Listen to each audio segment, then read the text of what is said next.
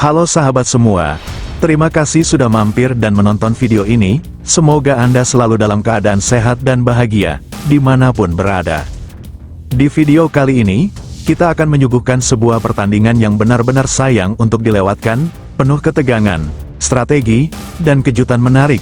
Tapi sebelum kita menyelami setiap langkah dalam partai ini, bagi Anda yang baru pertama kali berjumpa dengan channel ini, yuk, tinggalkan jejak jempol manisnya dan jangan ragu untuk subscribe. Dukungan kecil dari Anda sangat berarti untuk perkembangan channel ini ke depannya.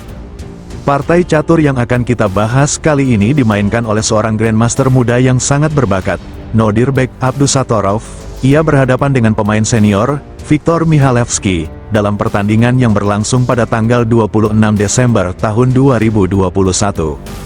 Pertandingan ini digelar di kota bersejarah Warsaw, yang tak lain adalah ibu kota dari Polandia, tempat di mana banyak pertarungan catur kelas dunia terjadi. Yuk, kita lihat bagaimana jalannya duel strategi antara dua generasi pecatur ini. Dalam pertandingan ini, Nodirbek Abdusattorov memulai langkah pertamanya dengan pion ke E4, dan Viktor Michalevski langsung merespons dengan pion ke E5, sebuah awal klasik yang membawa kita ke pembukaan Italia, salah satu favorit di dunia catur. Pada langkah keempat, Nodirbek memilih memainkan pion ke C3, sebuah pendekatan dari classical variation, dengan rencana jangka panjang mendorong pion ke D4, dan mengambil alih kendali pusat. Namun Viktor tak tinggal diam, ia segera mengembangkan kudanya ke F6, untuk memberi tekanan, dan menariknya, Nodirbek tidak langsung mendorong pion ke D4, ia lebih memilih langkah tenang dengan pion ke D3, menandakan pendekatan yang lebih tertutup dan strategis. Viktor melanjutkan dengan pion ke A5, sebuah langkah strategis yang bertujuan memberikan ruang bagi gajah gelap untuk keluar, sekaligus mencegah potensi serangan badai di sisi menteri. Sementara itu, Nodirbek melakukan rokade ke sisi raja, sebuah langkah standar untuk mengamankan raja lebih awal. Viktor menanggapi dengan pion ke D6, membangun pondasi pusat. Tak lama kemudian, Nodirbek mengaktifkan bentengnya ke E1, menguji kontrol di pusat dan membuka ruang untuk manuver lebih agresi. Viktor kembali memainkan pion ke A6, sebuah langkah antisipasi untuk mencegah gajah lawan datang ke petak G5. Nodirbek melanjutkan dengan kuda ke D2, tampak jelas rencananya mengarah ke G3 untuk memperkuat serangan dan pertahanan sayap raja. Setelah Viktor juga melakukan rokade ke sisi raja, Nodirbek menarik kuda lainnya ke F1, pertanda ia ingin memusatkan kekuatan. Viktor pun merespons dengan membawa bentengnya ke E8, sebuah persiapan matang, seolah-olah semua senjata mulai diposisikan untuk memasuki medan tempur sesungguhnya.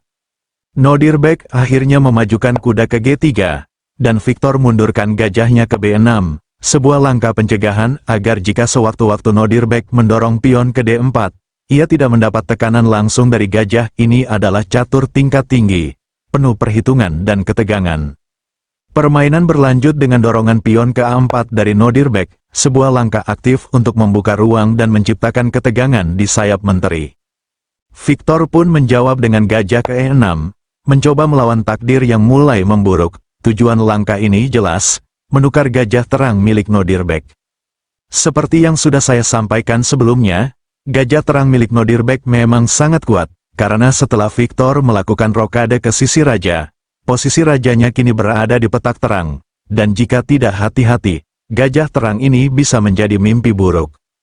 Nodirbek menyadari ancaman ini dan dengan tenang menolak pertukaran. Ia tidak membawa gajah ke B5. Viktor lalu menarik gajahnya mundur ke D7, langkah teoritis yang bertujuan mengantisipasi bila Nodirbek tetap menekan setelah menolak pertukaran, terutama jika pion didorong ke D4. Namun tanpa menunggu lebih lama, Nodirbek langsung mendorong pion ke D4, memicu pertukaran pion di pusat dan membuka jalur pertarungan baru. Melihat peluang, Viktor memainkan kuda ke B4, sebuah langkah dengan niat yang jelas, kembali mengincar gajah terang milik Nodirbek, dan kali ini, Nodirbek menerima tawaran pertukaran tersebut. Pertukaran terjadi, dan Nodirbek segera menyusul dengan benteng ke A3, sebuah langkah, rumus klasik dalam permainan posisi. Tujuannya adalah menempatkan benteng di barisan ketiga, membuka peluang untuk berpindah ke sisi raja jika situasi mengizinkan. Langkah ini menunjukkan fleksibilitas tinggi dari Nodirbek, sebuah rencana jangka panjang yang akan sangat bergantung pada bagaimana medan pertempuran berkembang. Permainan berlanjut dengan langkah pion ke C5 dari Victor, sebuah keputusan yang sedikit meragukan.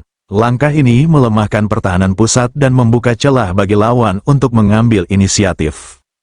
Dan benar saja, Nodirbek merespons dengan langkah yang sangat tajam, pengorbanan gajah yang langsung memakan pion. Kalau kita mundur sejenak dan menganalisis, seharusnya Victor bisa mempertimbangkan pion ke D5 lebih awal, untuk memperkuat kontrol terhadap pusat. Bahkan jika skenario berlanjut dengan dorongan pion ke E5 dan kuda ke E4, posisi masih bisa dijaga. Pertukaran kuda di pusat mungkin tak terhindarkan, dan benteng masuk mengambil pion. Nah, disinilah momen penting itu, pion ke C5 seharusnya baru didorong setelah semua tekanan utama berhasil diatasi. Victor sebenarnya punya kesempatan untuk menutup celah dan mengembalikan keseimbangan. Namun seperti yang sering saya tekankan, kontrol terhadap pusat adalah fondasi utama. Jika Anda gagal menguasai pusat, serangan dari sisi manapun bisa menjadi ancaman serius. Dan ini bukan hanya berlaku di level pemula, bahkan Grandmaster sekalipun bisa terjebak jika tidak waspada. Sekarang, mari kita kembali ke posisi sebenarnya dalam partai ini. Setelah sampai di titik krusial ini, Victor benar-benar kehabisan pilihan. Ia harus menerima tawaran Nodirbek, pengorbanan gajah itu menjadi batu ujian. Dan tampaknya, keputusan tersebut akan membawa arah baru dalam jalannya pertandingan. Nodirbek melanjutkan langkahnya dengan menggerakkan menteri ke D2, sebuah isyarat jelas bahwa ia bersiap untuk melancarkan serangan ke sayap raja. Victor mencoba bertahan dengan kuda ke A7, namun, Nodirbek menjawab dengan kuda ke F5, langsung memberikan tekanan ganda pada pion H6. Posisi ini sangat kritis, Victor tak diberi ruang sedikit pun untuk menyelamatkan pion tersebut. Karena jika misalnya Victor mencoba mempertahankan pion dengan pion ke H5, justru itu menjadi blunder besar, menteri bisa langsung menyusup ke H6 dengan ancaman skakmat. Setelah langkah terpaksa F6, Nodirbek akan melanjutkan dengan kuda ke E5. Dan benteng dari A3 akan segera meluncur ke sayap raja. Pada titik ini, kekalahan Victor hampir tak bisa dihindari. Namun dalam partai aslinya, pada langkah ke-20, Victor memilih benteng ke E6, berniat mengaktifkan benteng ke G6 untuk membantu pertahanan raja. Sayangnya, langkah ini justru menjadi blunder, terlalu jauh dari harapan untuk bertahan. Sekarang mari kita analisis lebih dalam. Di posisi seperti ini, seringkali pemain menengah tergoda untuk langsung memakan pion di H6 saat melihat peluang terbuka. Namun langkah seperti itu bisa berubah menjadi blunder jika tidak disertai perhitungan yang matang. Misalnya, setelah menteri hitam ke E6 menawarkan pertukaran menteri, opsi terbaik adalah menolak. Tapi jika tetap memaksakan, menteri dimakan, tentu putih jelas kalah material, hitam pukul bidak D4, lalu kuda ke F5, diikuti menteri ke F6. Maka seluruh serangan langsung berhenti, dan pengorbanan di awal menjadi sia-sia.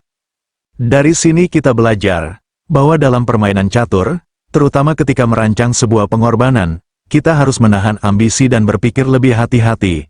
Jangan terburu-buru mengejar keuntungan jika rencana akhir belum jelas. Langkah-langkah dari Nodirbek Abdusattorov dalam partai ini bisa menjadi pelajaran berharga. Saya hanya berusaha menjadi jembatan agar Anda bisa memahami lebih dalam dan melangkah lebih jauh dalam dunia catur. Sebenarnya langkah terbaik yang bisa diambil Victor adalah membawa rajanya ke H8, sebuah alternatif yang dapat membuka peluang untuk menyelamatkan posisi dan memaksakan permainan imbang. Walaupun setelahnya Nodirbek mungkin tetap melanjutkan dengan kuda makan pion, barulah Victor bisa memainkan benteng ke E6. Sayangnya, dalam partai ini, Victor justru terburu-buru memainkan benteng lebih dulu ke E6, sebuah langkah yang keliru. Rencana awalnya mungkin untuk menyeimbangkan kembali posisi dan mendapatkan kestabilan. Misalnya, jika pion putih mengorbankan dirinya pada benteng, lalu benteng makan kuda, kemudian menteri putih mengambil benteng, dan hitam memainkan benteng ke G8, posisi ini masih bisa dikontrol. Apalagi, benteng Nodirbek tidak bisa masuk ke petak H6, karena pion di H2 telah lebih dulu maju ke H6, ini adalah celah yang sangat disayangkan oleh Victor. Kesalahan lainnya datang dari sisi putih, jika Nodirbek terlalu tergesa memakan pion dengan menterinya demi menambah tekanan di sayap raja, justru itu bisa menjadi blunder. Hal itu sangat sering sekali dipilih oleh pemain menengah, justru saya menyelamatkan Anda supaya tidak melakukan hal tersebut. Hitam kemudian bisa bertahan dengan benteng ke G8. Lalu rencana benteng ke G6. Jika kuda putih ke H4 mencoba menghalangi, pion bisa memakan, benteng ke F3.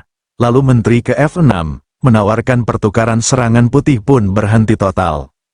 Namun, mari kita kembali ke partai aslinya. Setelah posisi krusial tadi, Nodirbek langsung menyerang benteng, dan Victor memindahkannya ke F6. Kuda Nodirbek memakan pion dan memberikan skak, raja ke F8, yang sebenarnya lebih baik tetap ke H8 agar posisi lebih aman.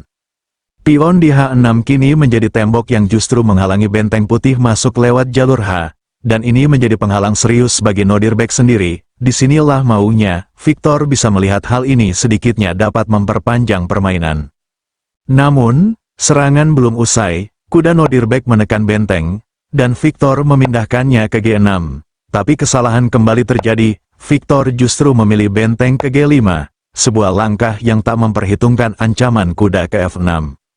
Langkah yang lebih masuk akal adalah menukar benteng dengan kuda putih, untuk mengurangi tekanan dan memperpanjang permainan. Misalnya, menteri skak, raja ke G8, pion makan benteng, dan bidak ke F6. Walau putih unggul materi dan posisi, setidaknya masih ada terjadi sedikit pertumpahan darah ke depan. Namun kenyataannya, Nodirbek tidak menyia-nyiakan peluang. Ia memainkan kuda ke F6, menekan benteng dan kuda sekaligus. Victor terpaksa memakan kuda, dan Nodirbek langsung menangkap benteng dengan menteri. Permainan berlanjut, menteri ke D7 dari Victor. Tapi benteng Nodirbek ke F6 kembali menekan kuda di F6 dua kali. Victor mencoba melakukan serangan balasan dengan kuda makan pion, tapi sudah terlambat, nasi sudah menjadi bubur. Nodirbek menambah tekanan dengan pion maju menekan kuda, memaksa Victor memakan pion itu, tapi itu justru membuka jalan untuk benteng mengambil tempo menekan menteri. Setelah menteri menghindar, Nodirbek langsung melancarkan skat pada raja, dan di langkah ke-30, Victor Michalewski tak punya pilihan lain selain menyerah. Dan kalaupun permainan ini dilanjutkan dengan raja pindah ke G8, tentu saja, skakmat akan terjadi, sehingga posisi percuma dijalankan. So, sekarang kita uji kemampuan Anda.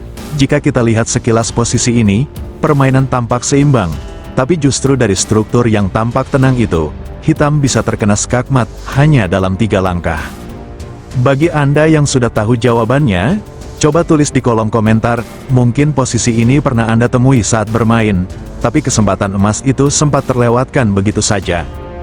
Terima kasih telah belajar bersama kami di video kali ini, semoga hari Anda menyenangkan dan penuh inspirasi, dan jika dalam penyampaian kami ada kata-kata yang kurang berkenan, mohon dimaafkan, jangan diambil hati ya, sahabat. Kalau Anda merasa video ini bermanfaat, bantu kami dengan membagikannya ke media sosial Anda, dan jangan lupa tinggalkan komentar atau pendapat Anda di bawah. Salam hangat dari kami, Master Catur Indonesia. Sampai jumpa di partai-partai menarik selanjutnya.